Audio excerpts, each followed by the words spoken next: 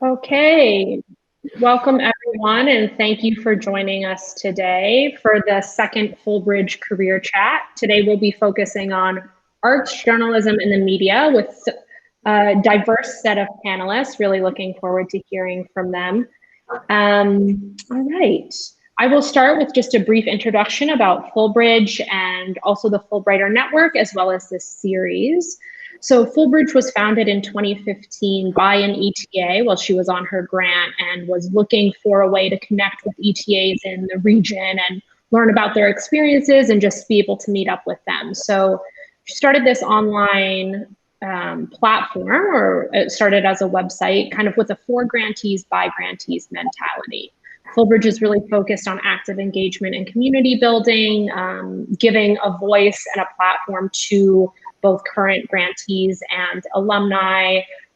Fulbridge works on a variety of series and events, including research workshops, series such as this, the Career Chats. There's a blog, there are regional representatives who work and are available to current grantees. So really focused on community building and reaching other Fulbrighters. The Fulbrighter Network, which some of you might be familiar with, was launched more recently in 2019. It's an online platform and really was developed as a gathering place for the entire Fulbright alumni community. So the way that we sometimes like to frame this is that Fulbrighter is the house or the community center, and Fulbridge is really filling that community center with activities and ways to engage. So just a little background there. We started this series in the middle of 2019, really thinking about recently returned Fulbrighters who often, at least from anecdotal evidence, are looking for ways to learn about what other grantees did after their career, or did after their grants, and ways that Fulbright has influenced their careers to date. This was something I was really eager to learn about, and many other people in my cohort. So we are putting these conversations together to connect mostly recently returned Fulbrighters, but open to everyone as just a way to learn about different career paths and Fulbright experiences. So with that, we'll move to today's event focused on arts, entertainment, and the media. We have three panelists. Melanie is the founder and CEO of Panion, which she will tell you more about. Damoso is the founder of Clarify Media and has been a journalist for more than 20 years. And Cerulean is a performing artist from Eastleigh, a small town on England's south coast.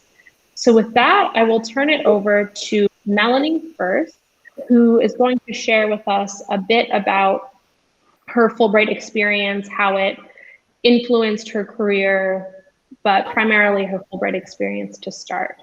All right, thanks, Melanie. Sure. Just making sure I'm unmuted here.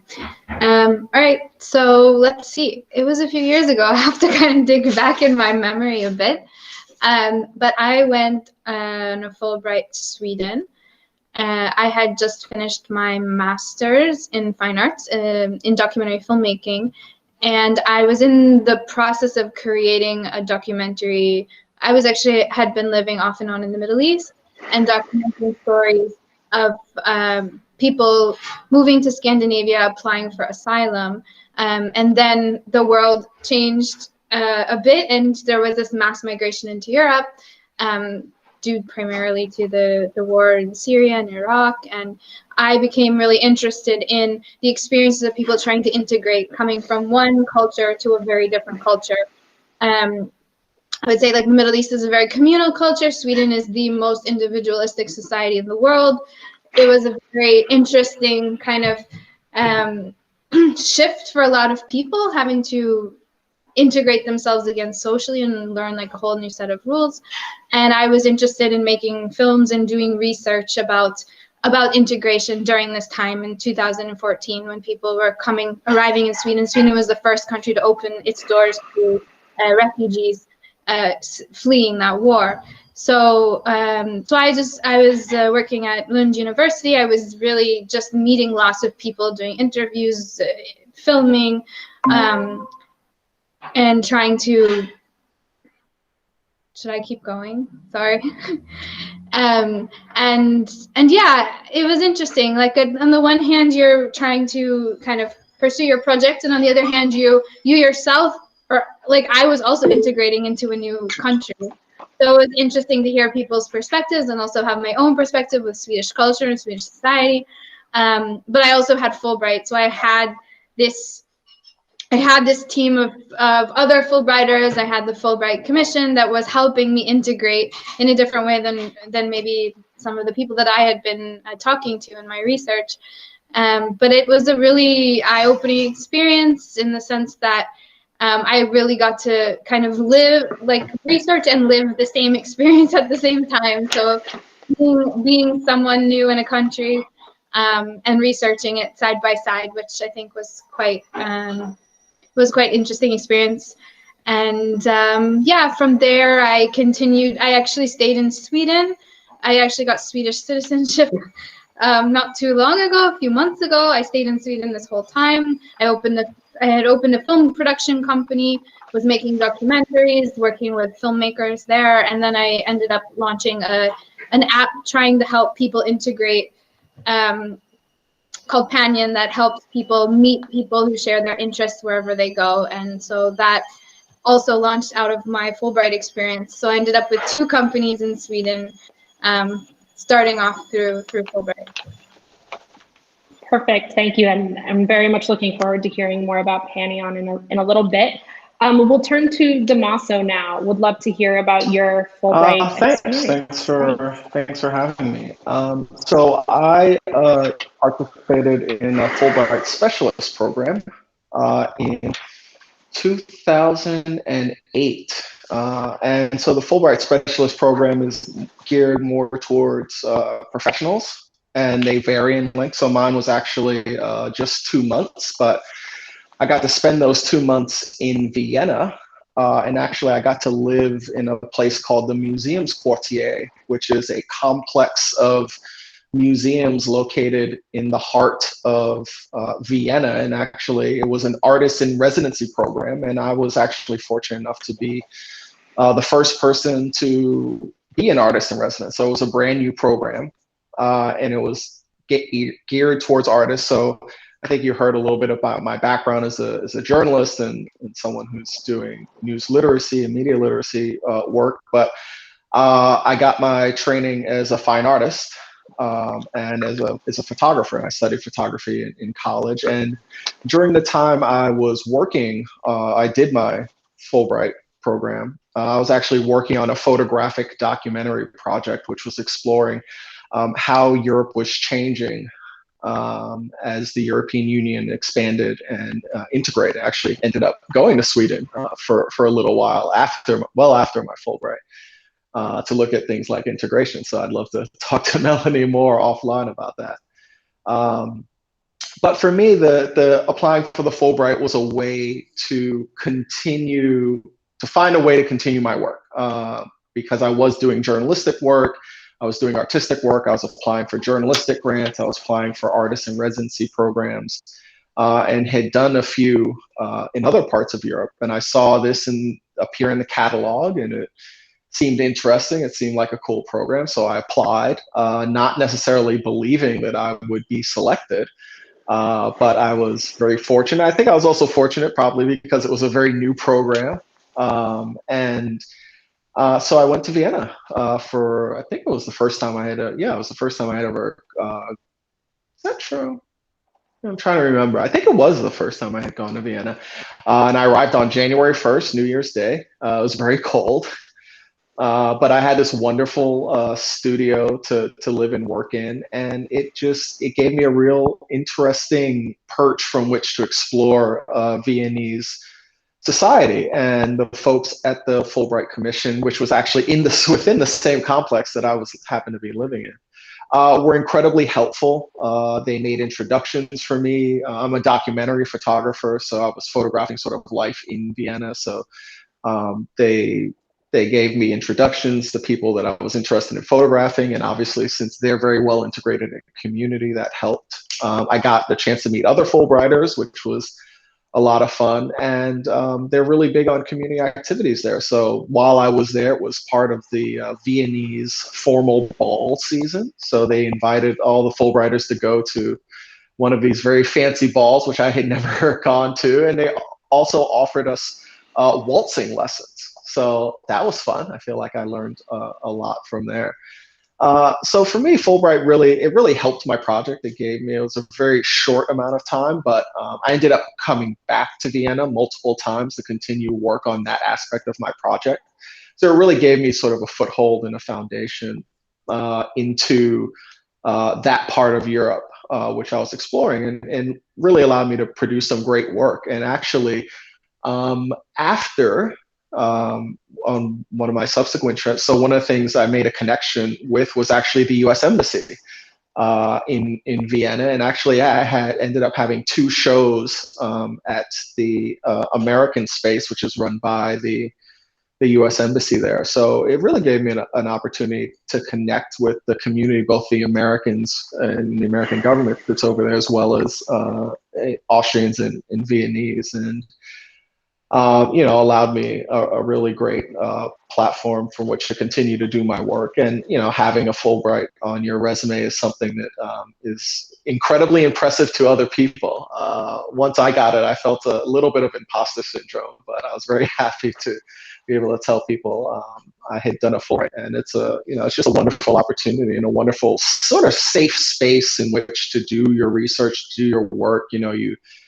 You get a stipend. In my case, I actually got a place to live, which was super nice. But it really gives you sort of a secure platform from which to do your work, and that's especially as an artist, that's not as common as you would hope it would be. Thank you. And I think two things quickly. It would be so interesting to have a conversation about imposter syndrome with Fulbright. I am sure it's a widespread feeling. I mean, I remember when I got mine, I was like, can you send me some kind of official documentation, something with paper that I could like put on a wall or something? Like, you can't take it away from me, right? Like, but that's one of the things I always tell my colleagues, people who are not academics, is that there are Fulbright programs for you.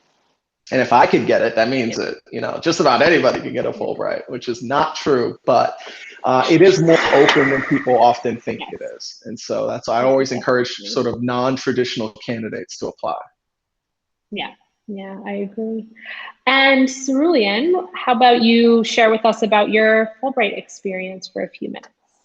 Yeah, for sure. So, I mean, I can speak to imposter syndrome, Michelle. So I'm from where I'm speaking from right now, which is my hometown in the south of England. It's called Eastleigh. And what's interesting is that my current main project is my debut album, Small Town Dreamer, which essentially speaks to the idea of what can an independent artist achieve out of a place that doesn't have many of the wonderful resources that I have been lucky enough to experience, and I think everyone here has. And it's really interesting to hear about Damoso and Melanie, having such a breadth of training, including degrees in the fine arts. I myself have been very lucky with my education path, and though I haven't actually studied an arts degree, I guess my hunger to pursue this career comes from the fact that I was originally pushed down another path, which was I studied at Oxford University, philosophy, politics, and economics, and I was kind of told by everyone that I was living the dream, and that was achievement in itself. When I left university and discovered the theatre in London and discovered creative industries, I suddenly realized I don't think I was living the dream. And I think I want to find a way of making this career work. And the best piece of advice my brother gave me was go get a master's degree in technology, because that is going to be the future. And it was hard for me to step away from my performing arts track, but I'm so glad that I did, because my Fulbright experience in many ways was fantastic preparation for the pandemic. I mean, if you look at my 2019, I was doing all the things that they're telling people to do now, which is reskill in technology. So I was doing my master's in computation, like try an entrepreneurial activity. So I led a program called First Week Flip Phone, which was a radical digital wellness program, and learned to work remote. I worked in a couple of startups in the United States, and I guess that I'm very grateful to have had, you know, that experience as Fulbright. But now I'm in my 2-year, you know, timeout period from living in the United States. I'm back here in my small town, and I'm basically just trying to put all of that skills into crafting a piece of work, a 2-year-long project called Small Town Dreamer, which essentially like is me trying to ask the question of the budding artists that I see around me in my small town and other small towns, like what could, like if you you know, with the right inspiration and the right platform, which I hope to give them, what could they become? And that's essentially why why I yesterday launched my debut single, Another Year, and I'm gearing up to launch the album in March to then go on tour so I can go around the country and provide a stage for small town artists around the country. And I will just say briefly, when I use the hashtag Small Town Dreamer, I noticed that almost all of the other posts are from the United States. And I don't think that's a coincidence. I think that the ethos behind the project really stands out in the UK because it's got such an American idealistic tone to it, which is that combination of the small town, the roots and the struggle, and then the dream and trying to actualize that. And I really think I owe, you know, I really hope to have a big impact with this project here in my home country, but I've got to give a lot of thanks to my 2 or 3 years as a Fulbrighter in Chicago and beyond. It's been wonderful being involved with the Fulbrighter networks, you know, birth and interviewing the founder of Fulbridge, Zoe Joyous. So I'm really happy to be here today alongside 2, you know, much more well-trained and brilliant artists in their own right who are also doing wonderful things. So I hope to emulate their success. Well, thank you. Congratulations on your single coming out yesterday. What fortuitous timing on our part. And yeah, congratulations. That's wonderful. Thank you all so much for sharing about your Fulbright experience. I want to now turn towards that post-grant moment, which can be really difficult for some people. For some people, it's not. But I would love to hear about that transition period and how you navigated it when you came back from your grant, or didn't for some of you. What were those next steps? What were you thinking? How was your Fulbright playing into that, those immediate first steps after your grant? And let's start with Damoso for this one. Sure. So, you know, my grant was relatively short, so I didn't sort of have that much dislocation, so to speak. But it really, you know, as I said earlier, it really gave me a lot of connections. So I think one thing that happened after my Fulbright was over is I sort of made plans to come back. And those plans ended up including an exhibition. They ended up including doing more work on my project. So for me, you know, those months in Vienna sort of gave me first a wonderful opportunity to do work there, but also gave me time to plan the rest of my project and the rest of my time while I was working on this project. So it was, and you know, to also to be clear, it gave me some great credibility, which again, as someone who has imposter syndrome, is helpful.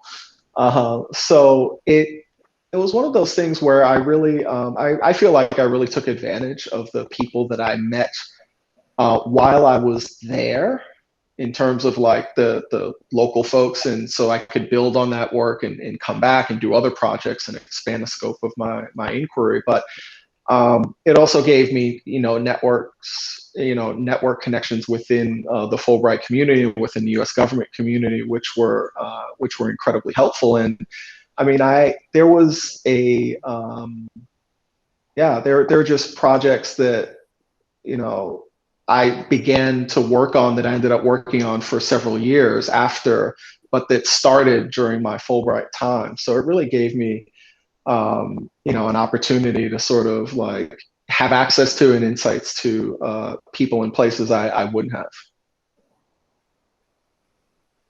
And can you speak a little bit more about what you those projects you were working on immediately after or continuing to work on? Sure. So one of the primary things I was focusing on while I was in Vienna, and then kept coming back to in multiple trips afterwards, I was looking at the lives of asylum seekers in Vienna, in Austria, and how they were integrating or not integrating, how they were being treated by the asylum system. So I started that project by documenting and photographing and spending time with asylum seekers, spending time with service providers. And that was all within a few months in 2008. I think I came back to Vienna a little bit later that month to continue photographing and documenting them. I ended up doing a long form written article for a World Policy Journal that was about 5,000 words about the Austrian asylum system. And I actually applied for it and got a grant to do that. Not a Fulbright grant, but a journalistic grant to do that. But it was sort of that initial period through a Fulbright that gave me sort of a window into this world in the first part of my research that then I was able to build on my own and come back and then apply for another grant to come back to Austria and spend even more time there and to do more work on that project. And I ended up exhibiting some of those photographs in Vienna multiple times. I ended up publishing a long form article. I've shown work from that part of the series all over Europe and all over the world. That's fantastic and really interesting to see some of the parallels in your and Melanie's experiences and interests, which I didn't realize coming into today. So Cerulean, you spoke a bit about, your grant was quite recent, so you spoke a bit about that time in between your grant and now, but I would love to hear a little bit more kind of logistically, how did you make this really big career transition, and how does one record an album even? Yeah, I mean, one of these helps. And no, but in all seriousness, it has never been easier to certainly I believe it's never been easier to be an independent artist. It's still insanely hard, and I do not sort of go into this naively, and nor do I wish it, suggest it to anyone who isn't sort of ready for the struggle. But I believe it's true that this is, we are living in a uniquely brilliant time to be an independent artist. I think that it's such an important thing, that concept of independence. And I think it's something that like Fulbrighters might really sort of vibe with, especially because, the way that arts industry was originally done is like how the music industry now is, with Scooter Braun sort of stealing Taylor Swift's back catalog. I'm currently working on a track for the album called 13, which is the percentage that is the average percentage that an artist ends up with from the pie of the streaming platforms, 13%, and it's absolutely shocking. And what I say in the song is it's unlucky for us because we're going to miss out on some brilliant artists. But the independent artist route, you can conceivably have 100% of your pie, because you are, it's an opportunity to build your own audience and connect with them as directly as possible. What I would say to Fulbrighters in particular, I mean, firstly, I think that if you can do a very applied discipline of Fulbright, if you're someone thinking of applying who's watching this, I would firstly say, don't like Michelle said, Fulbright isn't just, and Damoso said, it isn't just academic stuff. It's, I was amazed when I didn't really know about this. I thought that doing what I did, which was like applied computer science, like we were designing smartphone apps and websites, also incredibly useful skills for almost anyone. But there were independent artists there who were doing a degree. The one that blew my mind was the guy who was going to Juilliard to do a degree in piano. I mean, I thought piano was the thing that I did for fun, but there he was doing his Fulbright in it, and so do that if you can. But then I would also say technology skills are just so important, and for any industry, especially as a creative. So just skill up in that, and then lot of these struggles and bumps will become a little bit easier. Like I don't believe I would be able to be launching this album and this project on the scale that I am if it wasn't for the skilling up in technology. And just, it's not like knowing to code per se that helps, but it's just, I think it's the confidence it gives you to start your YouTube channel and just tackle that. And you know, that's what I would say is, you know, get as tech savvy and practical skills as you can, and then be as independent as you can. And you know, even if you don't want to make it a career, like, it's never been easier to make musical videos. That's super interesting. I mean, I'd never thought about upskilling. One of the benefits being becoming comfortable with discomfort because you're doing something that you don't know how to do. But yeah, that's a very interesting way to think about it. And I think something that's probably quite universal among Fulbrighters who oftentimes are going off into these new situations and getting comfortable with some discomfort. It's a very useful skill to have. So thank you. So Melanie, why don't you now tell us a bit about that transition period and immediately post Fulbright, how you were approaching that? Sure. Let me see. So my transition was very smooth because the university that I was doing research at actually gave me some grant money to continue researching with them. So I kind of like hopped from my Fulbright to like just staying on and having a bit more resources to dig deeper. And I was really just exploring different types of documentary film topics that I wanted to make, do projects on, related mostly to refugee experiences, integration.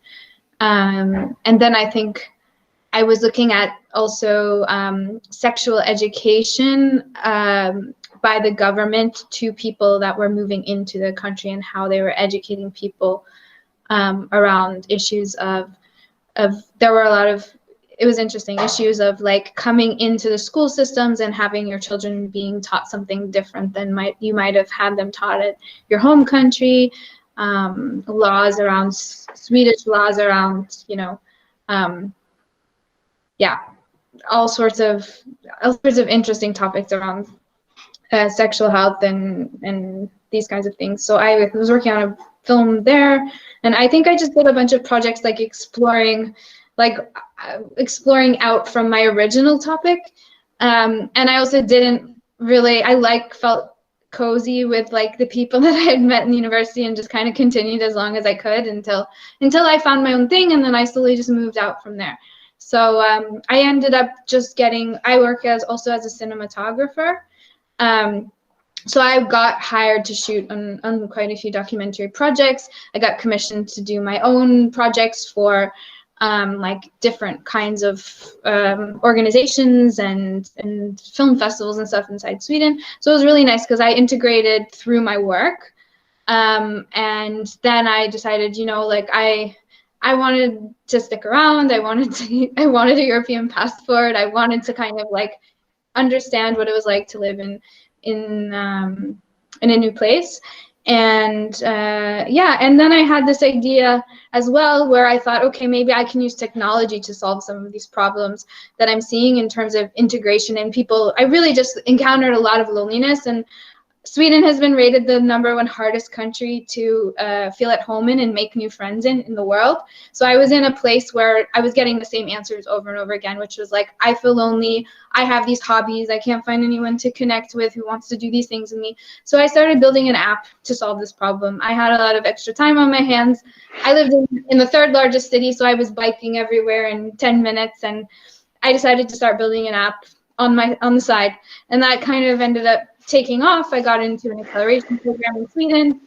I raised investment money from angel investors, and now it's been a few years and I'm still going. We actually pivoted during COVID to be more of a community engagement platform. So now we're a more privacy first, empathy driven alternative to Facebook groups. So we're really focused on helping build communities online, bridging them between online and offline. And so I don't think I had any of this in mind going in to my Fulbright graduating from grad school in New York and then going to Sweden. Like, who could have imagined that I'd end up like running a startup with a team of like 12 people? Like, I had no idea. But I think it goes to say that, like, if you go out there and you're open to kind of just go with the flow and see what opportunities arise, and to take the opportunities that you do get when you're on your Fulbright, and really just hold on to them afterwards, because a lot of the contacts you make really kind of lead you in these new directions. And it's nice to be able to be open enough that you just kind of go with the opportunity that you feel most aligned with, and usually end up in a place that you don't expect from the beginning. So, well, since you shared a bit about Panion, why don't we start off with you for this next question, which is tell us about what you're doing today. So maybe a bit more about Panion and the app itself, and also what does it look like day to day to run a startup? I'm not sure. It's something I don't have experience with, and I'm sure that's common for a lot of people. So I'd love to hear about it. I didn't have any experience either. I would say I've definitely been someone that puts myself outside my comfort zone over and over and over again. But running a startup kind of trumped all of those experiences. I never really saw myself as much of a leader. I was always a freelancer, like kind of doing my own thing, and now everybody kind of waits for me to say what to do next. And I had to do a lot of growing and learning and looking inside myself to have the confidence to lead a team. And I mean, that took a lot of time and a lot of mistakes, of course. I think most people who start startups they have an idea, but they don't really know what they're getting themselves into, and they don't really know much. A lot of them don't know much about business development or leadership or any of the other skills that you need to have to actually take your idea into fruition and then grow it and scale it. And that's been like a massive learning process along the way. Luckily, like as I was growing, the like startup ecosystem has also been evolving probably even faster than I was. So there has been like a ton of resources, which has been great. And the European startup ecosystem has really evolved in the last few years. So I hopped from like acceleration program to acceleration program. Also in the last couple of years, a lot of awareness around underrepresented founders and the need for more support for different entrepreneurs has also come to light, which has been immensely helpful. Still, we have a long way to go there, but it's being discussed. And I guess about Panion, essentially, we saw that communities, especially with COVID, you know, like the need for community, the need for a sense of belonging, especially when you're in quarantine, you're at home, you don't have those physical social interactions. So we started to build a space that where you really could focus on the people, and we have a lot of tools like Slack groups, for example. I'm just checking in to see if you hear me, because you guys are all frozen on my side. Okay, good. Should I keep talking even though Michelle left? Yes. I'll keep going. But yeah, so we saw like Slack groups, Facebook groups, all of these kinds of tools that people were using to build community, but they were not exactly giving them everything that they needed. And part of that was like the human experience, the feeling of community. So we build tools to actually get to know each member in a deeper level, and really be able to search and find people using the features that we had built in our mobile app at the beginning for finding friends into this, and using them in a community context to be able to say, okay, I'm part of this community of 100,000 people, a global community, but I want a local experience. I want to find events inside that community that are near me. I want to meet people who also want to do yoga, who live in my city. So we can solve all that, but within a community. So maybe that's a university, maybe that's a workplace, maybe that's a large like group of people that have have a shared experience like a common illness or have recently lost someone. There's so many different types of communities we're seeing emerging, and we also see the rise of the creator economy, where everyone is building a community around their skill, their business, what they can share, what they can teach. So we're basically creating a platform that gives you the tools all in one place to do that. So no more like juggling a MailChimp and Eventbrite and a Slack group, but we have everything in one space for community managers. So it's pretty exciting. I think we're on to something. We're trying to build as fast as possible and have all those startup challenges of bootstrapping and having enough resources and all of that. But yeah, it's going really well, and I'm learning a lot, and I get to do have lots of experiences, more so now because of COVID, which means that I could go to like a conference that's in like Silicon Valley and not actually have to pay for a plane ticket. So actually, it's been very interesting this year. That is certainly an understatement, but there have been some advantages. Having those sorts of things kind of open up and be more accessible has been really nice. And I will not speak for the entire Fulbright community or anyone else, but some sort of Facebook alternative is very appealing. A little bit more community minded and intentional, and it's really exciting to hear about. Thank you. And apologies if I dropped off. I couldn't tell if it actually happened. I'm based in Mali, and internet is a journey every day. So thanks everyone for your patience. Damoso, why don't you tell us a bit about what you've been working on these days? So I think like a lot of folks, got my fingers in a lot of different pies. So I continue to do work as an artist. And I'm actually working on editing a book of my photographs from the project that I was working on while I was doing a Fulbright before and after that, and exhibiting that work. Had an exhibition last year in Istanbul of that work, and continue to exhibit that work and create new work and different work. But about 4 years ago, I actually moved back from Barcelona, Spain, which is where I'm at now. But I moved from here to New York, which is my hometown, and ended up working for a nonprofit organization using my background in journalism that teaches media literacy. And so I worked there for about 3.5 years, teaching media literacy, doing professional development for educators, and also still doing freelance journalism and things like that.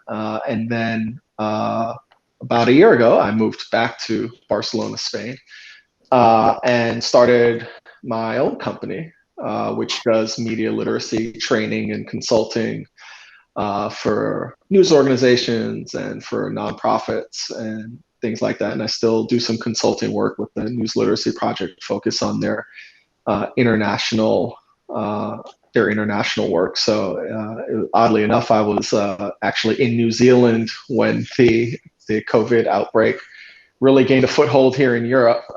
So it was an interesting experience finding my way back here.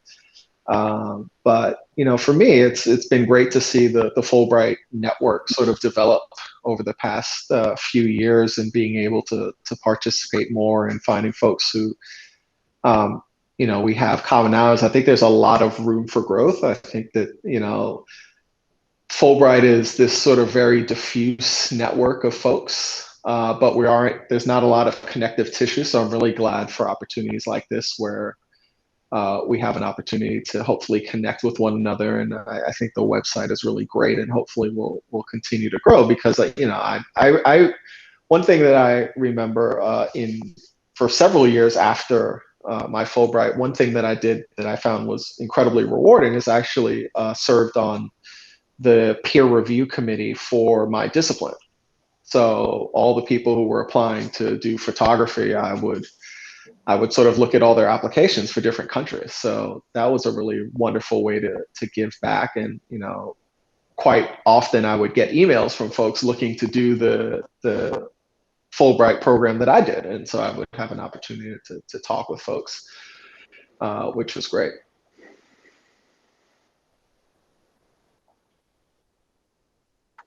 Looks like Michelle is a little bit frozen here. But I can say a bit about myself, but yeah. Michelle might have a question for Damoso afterwards. But you have for up there. You're back, Michelle. Oh, thank you everyone again for your patience. It is yes, inconsistent internet at best. But Cerulean, please go ahead. Would love to hear. I mean, we've heard a bit. You've had quite an even week. But what does releasing a single entail? What comes next as you move towards the album?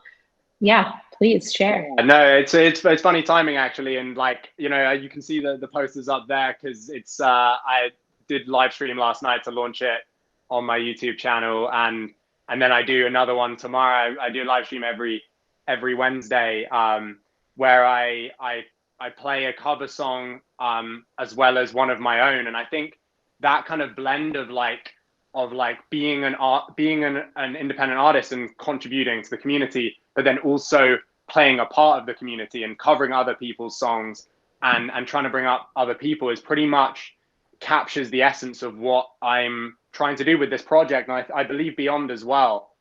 So I'll kind of firstly on the Small Town Dreamer album, I mean, music is made to be shared. For me, this is made to be toured live.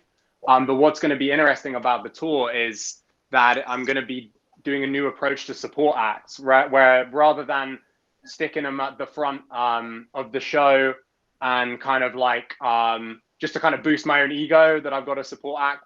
No, instead I'm going to bring showcase 3 local artists from small towns near each gig city throughout the show in a very prominent way, and give them a chance to tell their story about where they're from and what their dream is, basically. So that's why the tour, it's the Small Town Dreamers tour, because it's a collaborative tour that I'm embarking on. But I think that it's kind of like similarly what I hope to do next, which actually connects pretty closely with Damoso and Melanie, which is why I'll mention it, is off the back of that experience and the experience I've already had in this year, it's become clear to me that independent artists from small towns, for example, like they aren't like me, and they haven't had a Fulbright and a master's degree in computation. They as I mentioned before, I don't believe that the barriers are like that they need a master's degree in coding, but I do believe they need a confidence and some mentorship and support to have both the confidence, but I would also go as far as possibly to say self-respect, to say like, look, I'm not just going to do the bare minimum of putting my content up on Facebook or YouTube and just giving it away to the surveillance capitalism giants. Like, I am going to go that step extra and try to build, like, be a part of community in the truest sense. And I know this is values that I share with both of the other speakers. I mean, I've seen Damoso speak on how the big tech platforms sort of promote disinformation, and Melanie's got a really interesting platform of her own by the sound of it. But like, for me, a brand that I'm sort of dreaming up at the moment is called Savvy Indie, because it's basically about saying that if you want to be independent, truly in the internet age of creative work, you need to get savvy. So, and if I hope one day, perhaps if the Small Town Dreamers tour goes well, I'd love to use like how my relationship with those Small Town Dreamers I come across. I hope to give them guidance along the way on, how they might build their website, their blog, distribute their content better to music platforms and video content better, like to Amazon Prime. Then maybe we can, I could form that into a basis to build something a little bit like Melanie that is a little bit more scalable and using technology. I mean, to be honest with you, it sounds like the Panion product might actually be quite an interesting space for people to gather for what I'm trying to do. But I mean, these two, if you ask me what a savvy indie person looks like, I think Melanie Aronson and Damoso Rayes are pretty good examples, because they are both artists in practice, but they are using technology to also share their work in a way that's true to their values, and and be a part of a community. So it's been awesome sharing a platform with these guys. And yeah, no, I look forward to chatting more. Wonderful. Thank you so much. And I totally agree. The ways all three of you are, art and media is not a sector I work in, so I'm learning a lot. And the ways all of you are navigating your respective sectors and interests with technology, but trying to work with it in a different way, in a way that feels better to you. And I think to a lot of people, I would guess, is just, it's very interesting. And yeah, thank you all for sharing about that and everything else. I would love to open it up to some questions now. So Nadia and Vivian, you are both welcome to jump in with questions. You can drop them in the chat box and I can ask them. You can unmute yourselves, whatever you would like. I'll get us started with a question that came in on the RSVP form, and anyone can feel free to start, whoever it speaks to the most. So we've touched on this a bit, but this is getting at it in a more concrete way. What was the immediate impact of your Fulbright on your career, and what are the long-term effects in terms of your work as such and on jobs? So you have all touched on this a little bit, but if anyone has anything to share to that question, please go ahead.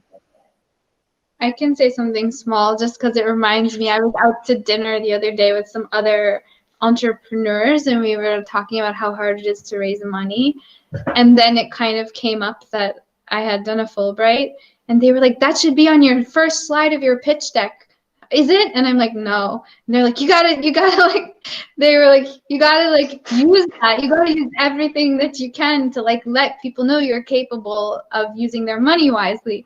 And it was just interesting to hear that feedback, because I think we all need to think about ways to, in a sense, like leverage the fact that, yeah, we have this incredible opportunity, but also it's something that people recognize and can kind of validate that to some extent that you are capable of doing other things as well. And so I had never really, and it's interesting. I use it sometimes as a gauge to see like, where if people have heard of it. And it's interesting in Europe because like I'll say Fulbright and some people will totally know what it is and other people will have no idea.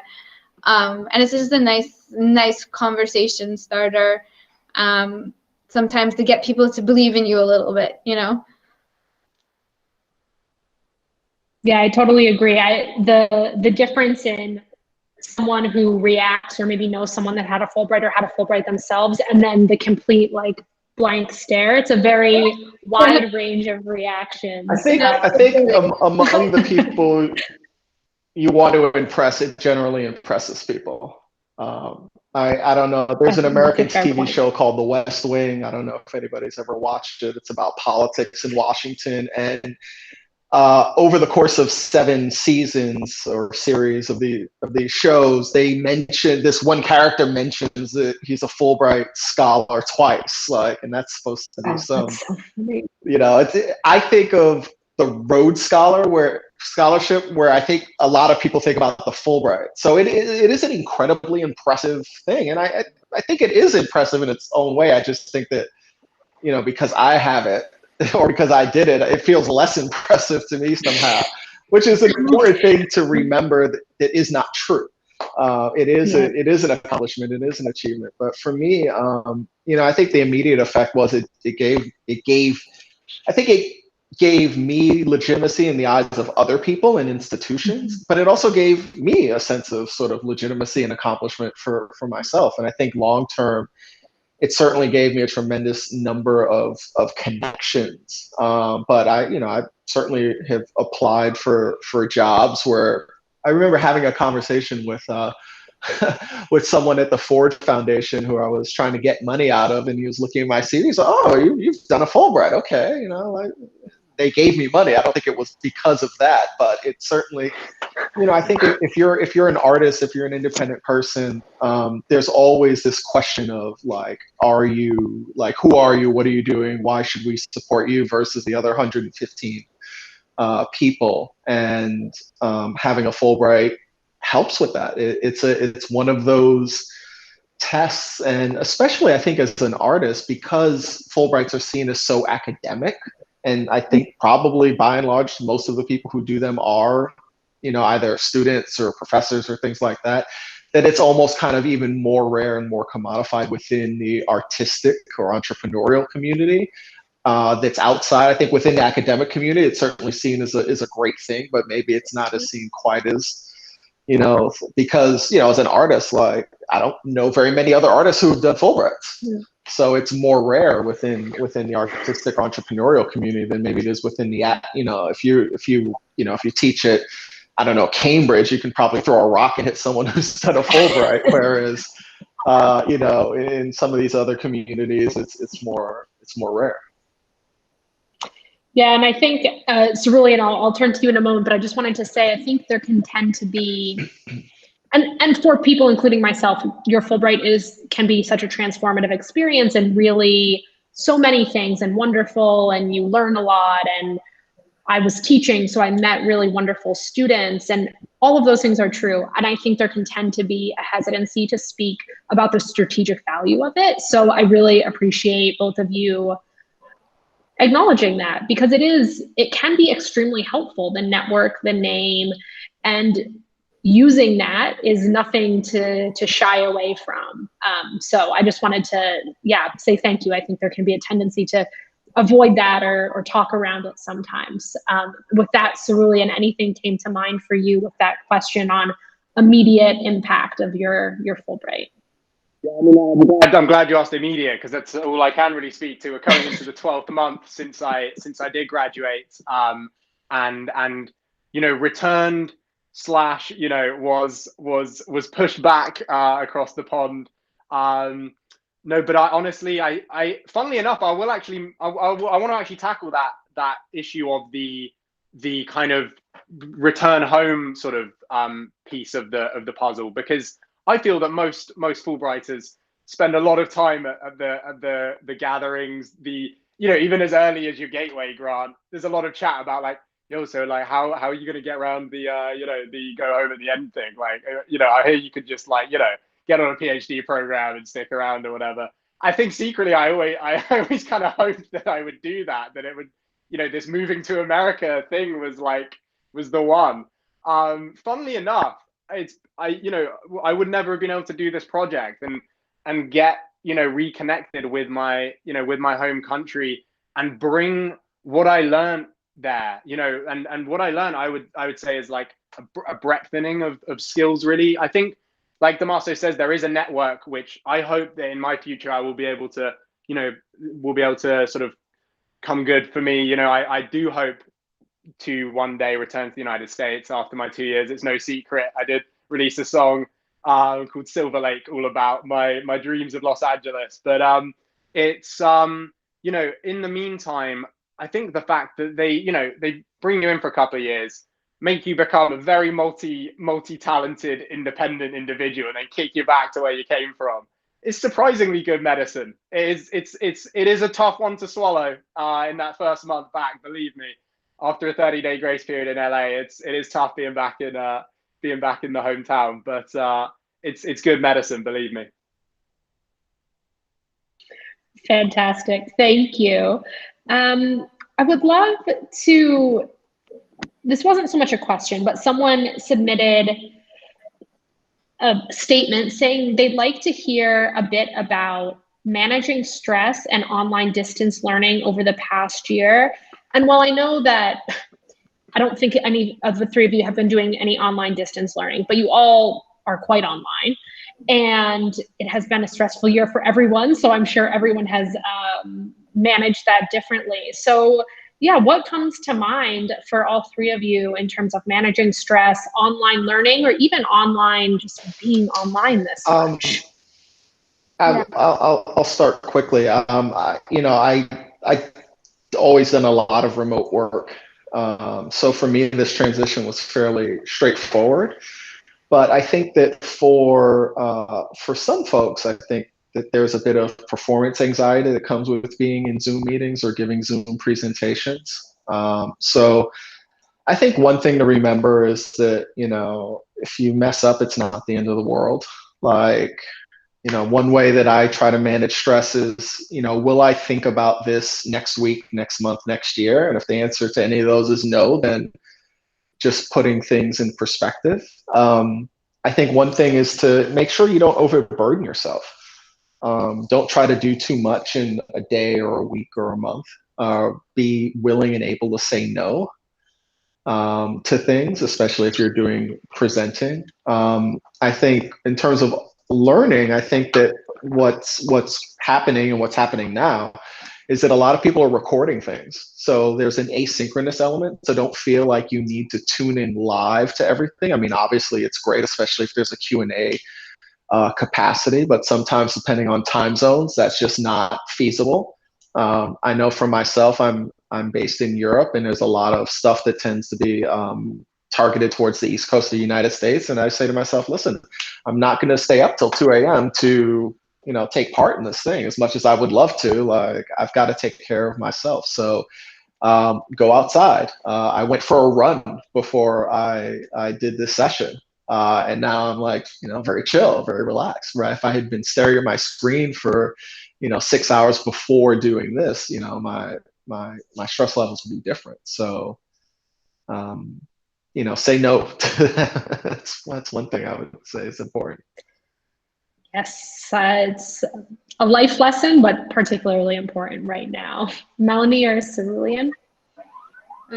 Yeah, I could say, I think, sorry for the siren, but well, for us, we actually had a half remote team and a half in office team, and we went fully remote as collaborators. So that was really interesting because we had it actually went better, I think, because suddenly everyone was in the same boat, and there weren't some people in the office and some people feeling left out, and we created all these really cool processes for how to collaborate remotely, how to stay social remotely. We used Slack, and in our Slack, we had a channel for sharing music. We had a channel for giving each other kudos when we thought someone did a good job for something. We have so many little things. We started when we would have these hangout calls and someone's screen would freeze, we would take a screenshot and turn it into an emoji or a GIF and put it in Slack and make fun of each other's faces. And we have all sorts of little tricks for having fun remotely. And I never really would have imagined all of that, had we not been forced into that situation. So I think the hardest thing for me is the Zoom fatigue, and having so many back-to-back calls and not having the conversations in person where I don't have to be looking at a screen. But I'm still just as social as before. It's just now with this barrier between us and a lot of blue light. But I think in terms of stress, really monitoring how much screen time you have, finding hobbies that after, for me, after a work day, for example, finding things to do that's not involving technology. So reading a book, cooking, doing yoga. I've started meditating pretty much every day because all of the stress and all of the fast pace. And actually, it's weird. During COVID, I feel like everyone's strangely confused why they're so busy. They kind of expected it to go the opposite direction. But now you don't have time to travel between meetings because you can just have them back to back, and you don't think to put some time in between for yourself.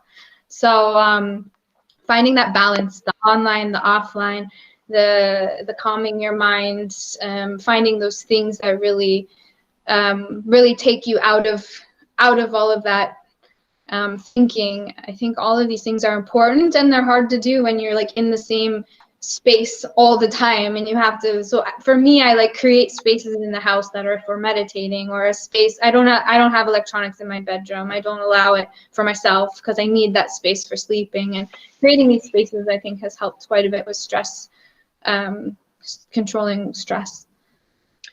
Yeah, that losing the separation that so many of us had between home and work, or even commuting time, and realizing you can just pack your day, start to finish. It takes active managing. I mean, back to Damoso's point about, you have to say no sometimes and be intentional about your space and your time. And hopefully we're all learning some good lessons this year that we can carry with us when we have a return to whatever we'll return to in a few months or a year. Cerulean, anything to add on your end? Yeah, no, the topic actually very close to my heart. It was actually the subject of the master's thesis that I did. In my master in computation, I actually turned those tools onto its enemy, which is digital detox. And I did I wanted to, because I'm very multidisciplinary, as well as doing the sort of statistical analysis, showing that, the phenomenon of smartphone dependence, which was even pre-pandemic days, the idea that some people were like didn't have the right technology tools or setup, like they didn't have a laptop or home Wi-Fi, and discovering that was located in the kind of the poorest, disadvantaged sections of American society. As well as that analysis, I did a project called First Week Flip Phone, which was an experiment in living without your smartphone for a week. And it kind of has interesting, like, importance, even like I always knew this was going to be an important topic, but the fact that in 2020 it's become like you're hearing the most high performing people, that often their biggest mantra is now like how they get off technology and how they get the tech outside the bedroom, do the meditation, etc. So I would say listen to what these two people say. I myself I don't know if it's a blessing or a curse, but I'm so almost allergic to like social technology almost, that my calendar's been pretty clear. I mean, I print my calendar every day, and today this was my only sort of engagement. I really do value quality over quantity. I maybe I'm too pessimistic about what we can achieve, but my experience working with remote tools even in 2019 was not super inspiring. And I hope that we need leaders, people like, Melanie and Damoso, and particularly Melanie. I think, I have so little faith in what a good Slack workspace looks like. I really hope that Panions is good enough. And frankly, I think that's all we can hope for. And kudos to everyone who is trying to collaborate deeply during this time. It's not easy, and props to you. Yes, it is not easy. That just sums it up. Vivian and Nadia, I would love to give you a moment to jump in with any questions. If anything has come up, any comments, please feel free. No pressure, but we'll give you a moment. Okay.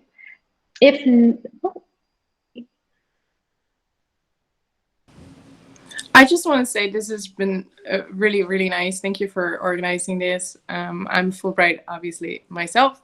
I'm currently stuck in the Netherlands, but usually based in New York.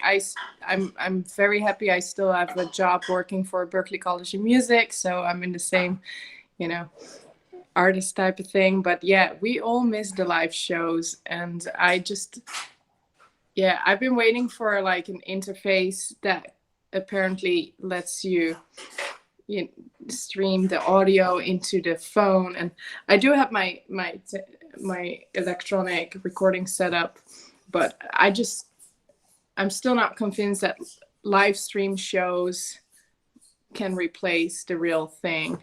How do you guys feel about that? If anybody wants to start a business, I had this idea a few months ago, is to, we talk about you use the term the real thing, right? We talk about real life versus cyber life. I think that, all of these terms are a little bit archaic, because we've made this transition from, like, I think maybe all of us are old enough to be part of a pre-digital generation, and then obviously our lives are digital now. But there are lots of musical acts that I'm never going to get to see in person live, because I can't afford it, because they're not playing somewhere where I happen to be living at that time. And while I think I have seen a lot of great acts and a lot of music in person, I think there is a way to create an interesting, accessible musical experience that is virtual or digital. And, you know, like I like the American pop rock band Hall & Oates, which some of you guys may know, some of you guys may not. I went to see them 2 or 3 years ago at a massive arena in New Jersey, and I was way up there, and it was good, but you know, I would have gladly paid less money for a really well, you know, shot and acoustically perfect thing that I could put on a projector in my house. That would have been a better experience for me. Now, maybe if I had spent $500 to be in the, you know, down on the floor and in the front row, that would have been great. But it's not that, you know, live music or in-person music isn't valuable, and it absolutely is. It's just that how can we expand our audiences, right? How can we post-COVID keep that, but then allow the people who can't get in, the people who the timing doesn't work, they can't get a sitter for the kids, also have those really, really good experiences and build international audience. You know, I think that one of the biggest international audiences for jazz is Japan, right? But not every Japanese person can go to the Blue Note in New York. So how can we create situations where people can get together using technology, using this wonderful technology we have, and share these experiences, which it is a different experience, but it doesn't mean that it can't be an interesting and valid somehow experience as well. That's my perspective as a non-performer, as an audience member.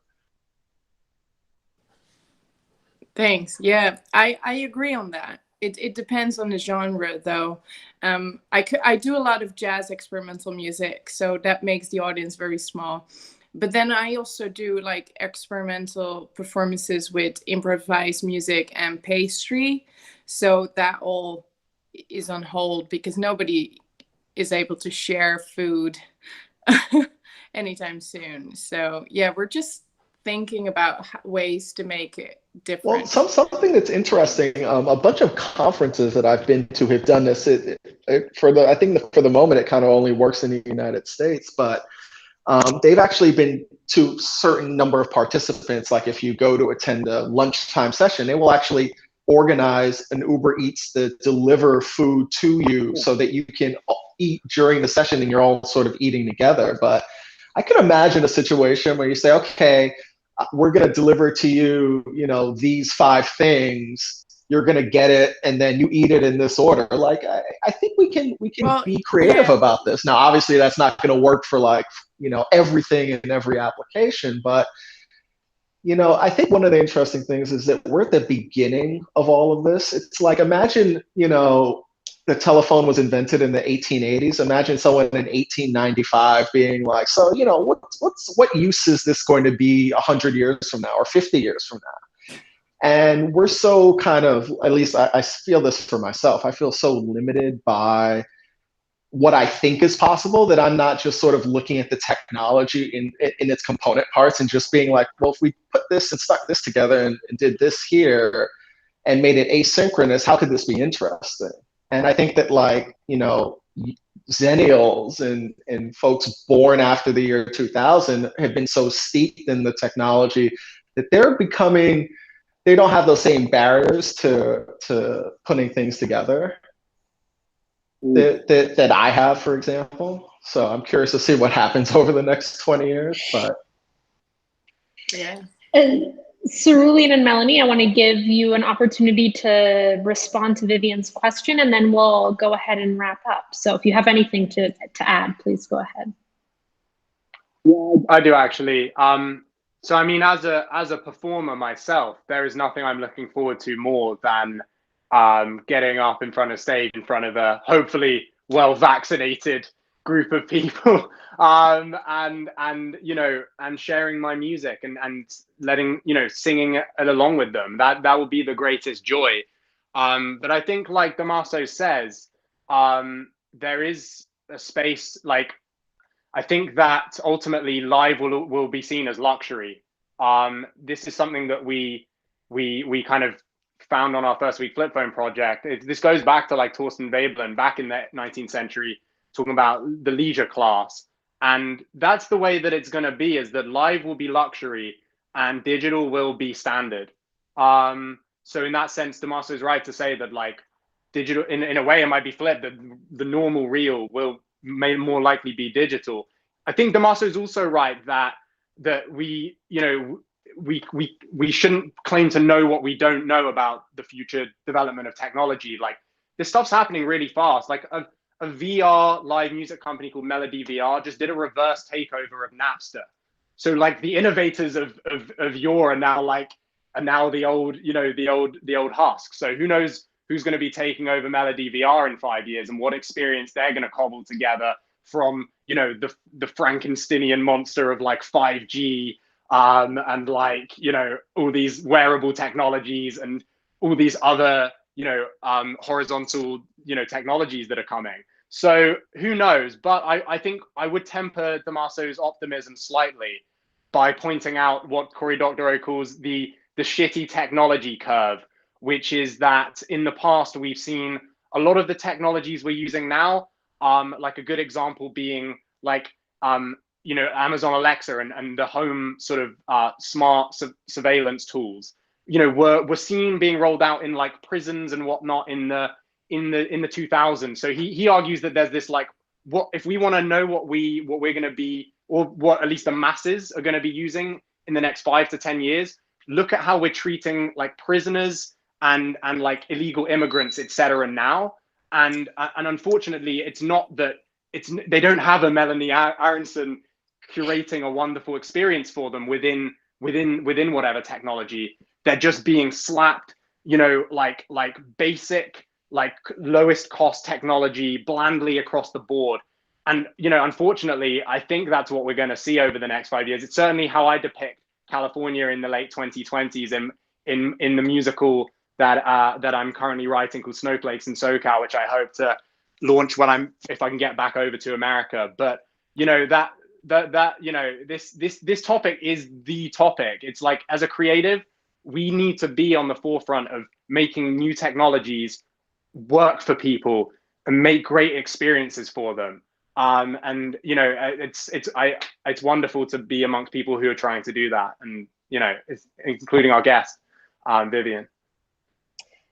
Thank you so much. And I want to be mindful of everyone's time. I know we're all extremely busy, so I will wrap up here and skip a bit of the wrap up. But thank you so much to all of our guests, our panelists and our guests, for joining us today. I will send out the recording to everyone, a feedback form, our panelists' contact information. They're all willing to be in touch with you to continue these conversations.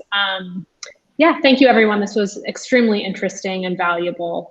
And take care, happy holidays, and hope to see you all soon. Thank you for having us. Yeah, take care. Michelle. Bye. From non-ideal circumstances in Mali. Thank you.